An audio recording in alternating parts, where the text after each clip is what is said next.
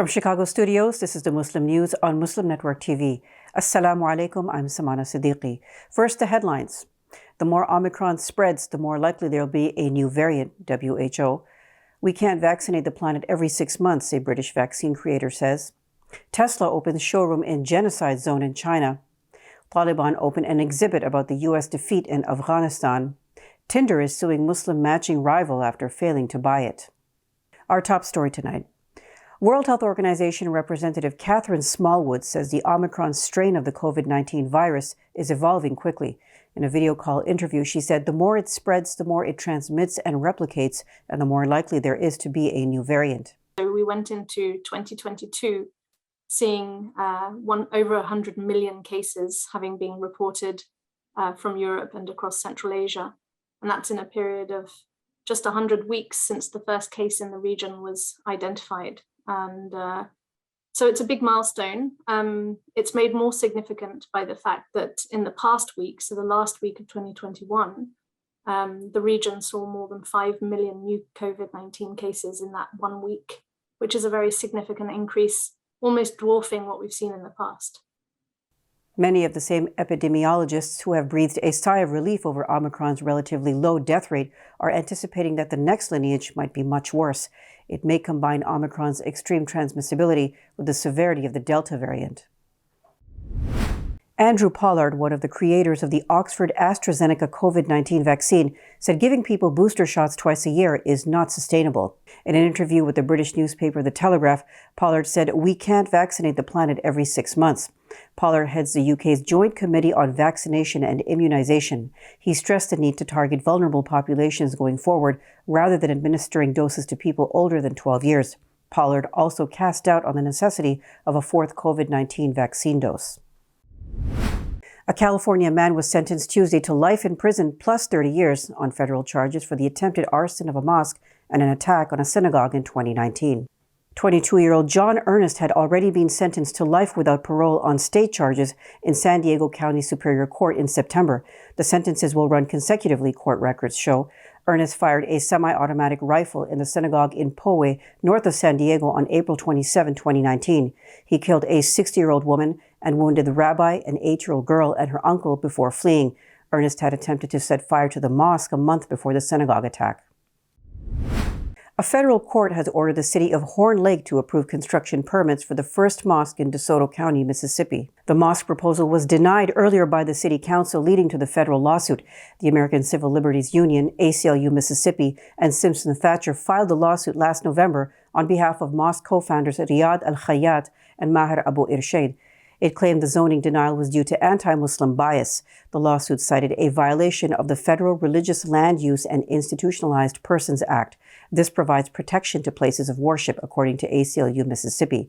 On Monday, the court entered a consent decree requiring Horn Lake to approve the mosque and to pay its co-founders $25,000 for court costs. In international news today, Tesla is opening a new showroom in China's Xinjiang region, where the country has been accused of genocide against Uyghur Muslims.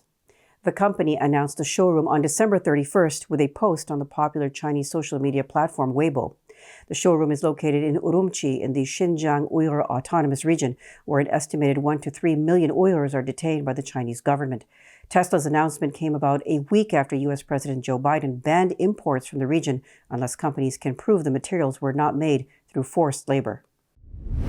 China on Tuesday said it will continue to modernize its nuclear arsenal. It called on the United States and Russia to reduce their stockpiles a day after global powers pledged to prevent the proliferation of such weapons. In a rare joint statement setting aside tensions, the U.S., China, Russia, Britain, and France reaffirmed their goal of creating a world free of atomic weapons. The 5 nuclear powers also committed to full future disarmament from them. Atomic bombs have been used in conflict only once. That was by the U.S. in the bombings of Hiroshima and Nagasaki in Japan in World War II. Kazakhstan declared a state of emergency in 2 regions Wednesday as protests against rising liquefied petroleum gas prices spread nationwide. President Kassym-Jomart Tokayev signed a government order declaring an emergency through January 19th in Almaty, Kazakhstan's largest city in the oil-rich Mangistau region in the west. Thousands of people took to the streets of Almaty, the country's former capital. AFP journalists estimated there were more than 5,000 demonstrators at the rally Tuesday night. The protests that began over fuel prices threatened to spiral out of control. Police fired stun grenades and tear gas to disperse protesters, who responded with stones. A displaced Iraqi girl froze to death in northern Iraq's Nineveh governorate after the area experienced a sharp drop in temperatures, Al Arabi Al Jadid reported. The girl was living with her family in an abandoned mosque in the town of Hammam al-Alil, south of Mosul. The family could not afford heating as temperatures plummeted, local media reported. A local official held the government and Ministry of Migration and Displacement responsible for the ongoing suffering of displaced Iraqis. About a quarter of Iraq's 1.2 million displaced people live in Nineveh. Hundreds of Sunnis joined a congregational Friday prayer led by an Imam fired last week by Iran's dominant Shia clerical establishment. Ayatollah Kazem Nur Mofidi, representative of Iran in the northern Golestan province, last week dismissed Gergi, a Sunni Imam in Azadshar. Shia and Sunni Friday Imams are appointed by Iran's supreme leader or his representatives. Gergi's supporters say Shia officials have no right to decide on Sunnis' behalf, and their Imams should be appointed by a council of Sunni clerics. Sunnis also oppose the interference of Shia leadership in the running of their seminaries. Iranian government estimates Sunnis constitute about 10% of the Iranian population. However, Sunni Iranians believe they are 25% of the population and have long complained of oppression by Shia authorities. There is no Sunni mosque allowed by Iranian authorities in the capital of Tehran. In the governor's compound of Afghanistan's Ghazni province, a new historical exhibit is unveiled, sections of blast walls from a former U.S. military base. One concrete slab is inscribed with the names and regiments of U.S. troops who served in the province during America's longest war. U.S. troops regularly daubed their names on the walls of bases and fixed positions they occupied. But now the towering block is on public display. Taliban's provincial culture chief, Mullah Habibullah Mujahid, told AFP it shows Afghans, the world, and future generations that we beat the Americans. A short animated film depicting the story of a Muslim princess who joined the Polish army and settled in Gdynia in the 1930s won the Museums in Short International Film Competition. The biographic film was directed by Tomasz Popakul for the Gdynia Emigration Museum. The 6.5-minute film, titled Vaccinate, tells the story of refugee Dżabagi-Skibniewska. Her mother was a Polish Tatar and her father the son of the last ruler of Ingushetia, a republic of Russia in the northern Caucasus. The jury on selecting the winner wrote on social media the film tells a powerful story in a delicate way. U.S. dating giant Match Group is accusing UK-based Muslim matchmaking app Muzzmatch of trademark infringement. Match Group's best-known product is Tinder, a dating app introduced in 2012. Match Group first made 4 offers to purchase the business, including a fee of $35 million, but Muzzmatch rejected the offers. Muzzmatch was founded a decade ago by CEO Shehzad Yunus, a 37-year-old former Morgan Stanley banker. It claims to be the world's biggest community for single Muslims, with 4 million users across 190 countries. Coming up next after the break is our in-depth analysis segment, so stay tuned and we'll be right back after these messages.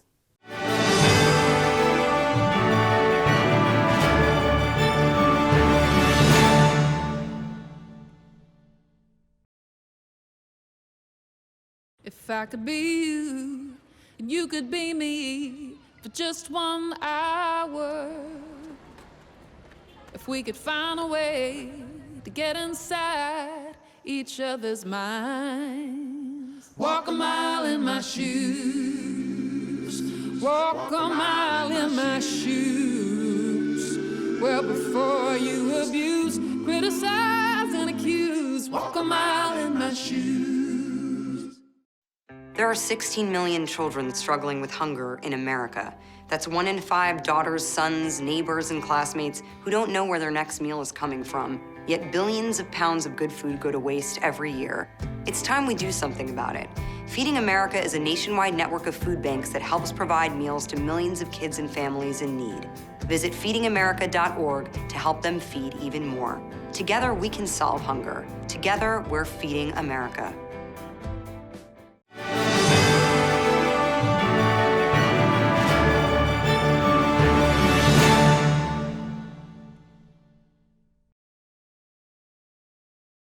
Welcome back. To discuss a recent study about the rate of suicide among American Muslims, let's go to Imam Abdul Malik Mujahid. Over to you, Imam Mujahid. Thank you, Samana. USA Today has a story it says that the suicide in the Muslim community is reaching a crisis level. That's a serious issue. Sound Vision runs crisis text line partnership with Text Salam to 741-741. And we also continue to receive calls, and majority of the people texting are texting about mental health issues. And some of them are about to commit suicide. 3 of them have to be, it is confidential, anonymous, but law requires at certain time to break the anonymity, and 3 persons were rescued from committing suicide. So is it really at the crisis level? So we have someone who is an expert of this field, Dr. Rania Awad. She's a clinical assistant professor at the Stanford University, and she also is director of Stanford Muslim Mental Health and Islamic Psychology Lab. Assalamu alaikum and welcome to Muslim Network TV. Wa alaikum assalam wa rahmatullahi wa barakatuhu. Thank you for having me here. Tell us, is the USA today is really telling the right story that it has reached the crisis level, or just like all journalists, it's sort of making it something bigger than what it is? Well, the USA Today piece is actually an opinion piece, which was written directly by myself and one of my students in the lab. And we wrote this piece because of all the research the lab, the Muslim Mental Health and Islamic Psychology Lab at Stanford University, that we have conducted. Most notably in the summer was a publication at JAMA, the Journal of the American Medical Association, where we showed that suicide attempts, not deaths by suicide, but suicide attempts by American Muslims had reached a crisis level. Definitely as we compare it to other faith groups or groups of no faith, it's definitely has, in some cases, doubled, and in other cases, it's quite high in comparison. So yes, I would say that this is in fact a public health crisis and something our communities really do need to pay attention to. Now, your center is called the Stanford Muslim Mental Health and Islamic Psychology Lab. And there is a journal on Muslim mental health. There are conferences I'm invited to on Muslim mental health. Is Muslim mental health different than the Christian mental health and other religious mental health? Why there is emphasis on the word Muslim? Yes, it's a great question. They are all similar in the fact that they take in religion and spirituality into the mental health discussion. Now, what is important about that is that in general, the mental health field and psychology in general has become quite secular. It wasn't always this way, but certainly in the current era, this is how it is. And for many people of faith communities, Muslims, Christians, and others, they do find that there's quite a disconnect with the psychological field because they're not able to really speak directly to their faith and mental health. And so the Muslim emphasis here is really talking about serving this community from a lens of their own faith and background. It is still 100% professional mental health care, trained at all of the prestigious universities and degrees as a mental health professional, but the cultural sensitivity and congruence is really focused on the Muslim community here, and that's what Muslim mental health means. So, since your center has the word Islamic Psychology Lab, along with Muslim mental health, so are these two different things? Are you on some cutting edge of experimentation there? We sure hope we are on a cutting edge, inshallah.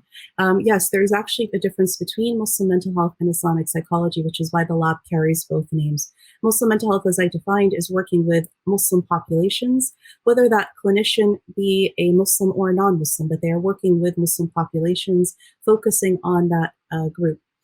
Whereas Islamic psychology is different in that it goes directly to the faith, to Islam itself, and it draws principles from Islam into the psychological therapeutic measures. And so there is quite a bit of difference between the two fields. They're connected but different, and that's why we research both. In our lab, we have over now 14, 15 different lines of research focused on various aspects of Muslim mental health or Islamic psychology. The topic at hand today, which is on suicide, is one distinct line within our research lab, the broader work that we do. share with us, Professor Jawad, that issue of so many Muslims being refugees and Islamophobia rising. And it is all around us. I mean, every day, we have a Muslim news. Every other day, there is a case of some attack on Muslim women, or attack on mosque. So Islamophobia, which has, doesn't quite come out as a mainstream as other type of racism. But news is every other day. And I heard that in California schools, 52 or 56% of Muslim children don't feel safe at schools. So is that whatever is happening, that the largest number of refugees are Muslim and they're facing genocide different places and Islamophobia rising? Does all of that impact the mental health? Absolutely, absolutely. The fact that so many of our Muslim community members are in fact immigrants to this country, many of whom, as you mentioned, are also refugees or asylum seekers. We actually, before this publication in JAMA in the summer, we actually had published a couple years ago another publication in The Lancet about tracking some suicides by Muslim refugees and asylum seekers specifically. This was at the time where there was it still continues to be on the books here in the US, where there's a rule about using public resources. And if you do so, then you would be banned from being able to become a US citizen. And because of that rule, which actually does not apply to refugees and asylum seekers, but it was interpreted as such, there was a case of a series of different deaths by suicide. And this just puts so much stress, because it means if anybody was using welfare or using public mental health resources or even medical resources, they were going to be either sent back to their countries or not be able to ever become a US citizen. And this caused so much distress for so many seekers, asylum seekers and refugees. And in the reality is, we also have to remember how much trauma so many of these community members have experienced before they have even come here to the US. And so when you put all these aspects together, it's heightened, definitely, the mental health conditions. In addition, you have, as you mentioned, heightened, cause for mental health concerns if you're also talking about Islamophobia. In fact, in our article, we quoted a study that shows that you increase the likelihood of suicidality by over 180 degrees percent if, in fact, a person has experienced Islamophobia directly. So yes, all of these issues are combined together in affecting the work that we're seeing today. Do you think Muslims are doing enough? I mean, I do keep hearing more often than before some program being held on Muslim mental health and, some classes, some Friday sermons. Do you think Muslims are paying enough attention? Is it adequate? So we are starting to. I would say that there's definitely, if you compare today to maybe 10 years ago, where it was very rare to find any Muslim masjid or community center programming directly on the topic of mental health.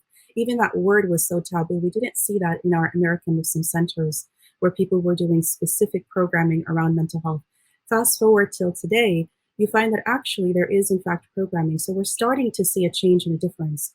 One of the main things in terms of response is particularly on suicide that I'd like to draw everyone's attention to is now that we've entered into the new year, 2022, our lab is partnered with a nonprofit organization called Maristan, Maristan. Maristan, in the name of the original Muslim hospitals related to mental health, the Maristans. And this organization is really focused on this crisis of suicide. So what we're doing is a campaign. The campaign is called the 500 Imams campaign. And our goal is specifically to train at least 500 imams, ustadas, community leaders, youth directors, and so on in the Muslim community on the topic of suicide. And it's very important to know that this is not a general training. In fact, suicide in particular requires extra training to know how to do beyond just typical mental health. And our lab at Stanford has created an entire manual, a training manual. It took many years to create this, over 3 years of writing the manual. It's about 100 pages. And it takes all of the cutting edge research on the topic of suicide from the psychological, scientific field, but we combine that and marry that with all of the Islamic fiqh, ethics, morals, so that it is fully integrated in and actually applicable to our Muslim communities. And then we created from that training manual actual certification trainings, which is part of the campaign. So we do hope that everybody will visit the website Meristan, and there will be many community members who will sponsor their imams and their leaders to attend these trainings and to be actually supporting this campaign, inshallah. It's meristan.org/500 imams. Well, thank you so much, Dr. Rani Awad, for your work and sparing some time with the Muslim Network television here. Assalamu alaikum. Wa alaikum assalam wa rahmatullahi wa barakatuh. Thank you. Back to you, Samana. Thank you, Imam Mujahid. That's all from our Chicago studios tonight. Thank you for tuning in. You can find previous episodes and more on our YouTube or Facebook. For more content, keep watching Muslim Network TV or visit muslimnetwork.tv. Salam and good night.